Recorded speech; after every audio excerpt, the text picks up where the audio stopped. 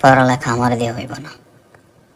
ভার্সিটির সামনে একটা ফুচকার দোকান দিব, সেখানে ফুচকার দোকান দিয়ে মেয়েদেরকে টার্গেট করবো। একটা বড়লোক মেয়েরে টার্গেট কইরা তারে আমি আমার প্রেমের ফাঁদে ফালামো। প্রেমের ফাঁদে ফালায়া তারপরে তাকে অন্ধ করে ফেলবো আমার প্রেমে। তারপর ওরে বিয়ার স্বপ্ন দেখামো, দেখায়া ওরে আমার জন্য পাগল বানালাম।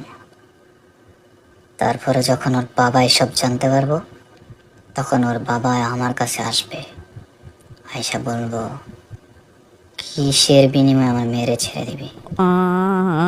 আমি তো প্রথমে কোনো কিছুতেই মানতে চাইবো না, কারণ ডিমান্ড একটু বাড়াই দেব, বোঝানোর চেষ্টা করতে পিওর লাভ। তারপরে বলতে বলতে 1 কোটি টাকা আবদার করবো।